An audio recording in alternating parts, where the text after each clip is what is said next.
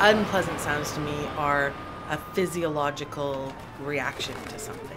They're not contextual at all. So it hurts my ears, it makes my blood pressure rise, it makes my shoulders tense. There's things about unpleasant sounds that you cannot sort of intellectualize or turn into an emotional reaction to something. They are just physical reactions. Everyone reacts to nails on a chalkboard in the same way. I don't know anybody who thinks that nails on a chalkboard is a good sound. So that can't possibly be connected to memory. It's not like at some point in my life I had a bad nails on a chalkboard experience.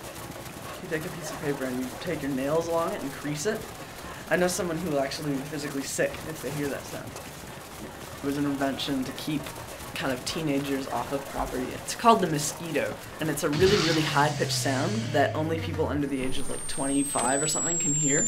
And it gets to a point where like it really, really bothers you, so you leave. But you hear it, and like me when I bike by, it's just like 5 seconds. It's just like, oh my god, it's harassment. It's painful. Pleasing sounds fit into so many different places. Like there's nature sounds that are pleasing, that like takes you out of the sterile world of where you are. Certain music will contextualize you to a certain place. Like this is the first time I heard this piece of music, I was doing this, or the first time I heard this song, I was in love with someone.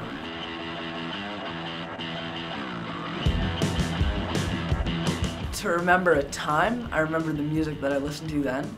There's this song by U2 called Vertigo. I used to listen to it. There was a winter where it was really, really snowy. It was a really beautiful winter, and I would listen to that song a lot. I listened to it again like in the summer, and I was like, man, my brain thought of me walking up a street, going to my old school, like a video memory. I remember like what I was wearing, I remember what side of the street I was on, I had my hands in my pocket, like I remember it perfectly, and I think that's just because of that song.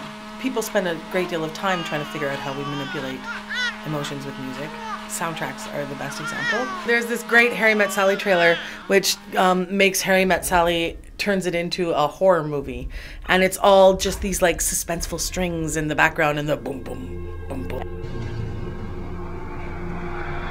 And it's just clips from Harry Met Sally, but they take just the right clips that make it sound like he's stalking her. And it's a great example of how soundtracks completely change the context of what you're dealing with. If you're walking through a forest, you hear birds or something, that generally makes me happy because I feel like I'm a part of nature or whatever. Written sound is often trying to replicate those emotions.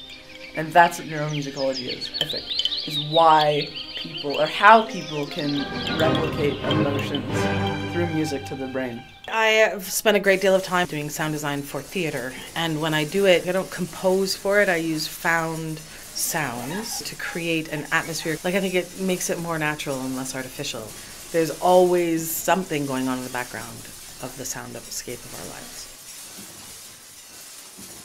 When you hear motors and sirens and horns, then you're in the city. Of course you hear birds in the city, but when you hear birds in isolation without a visual to connect them to, then you think you're in the country. The soundscape of our lives is so specific. If you were to say, have a shot of downtown busy trafficy thing and then just have birds in the background, and how that would be just so jarring to people because they're so not used to that visual mixed with that sound. And that would really sort of pinpoint how prolific and everyday sound is in our lives.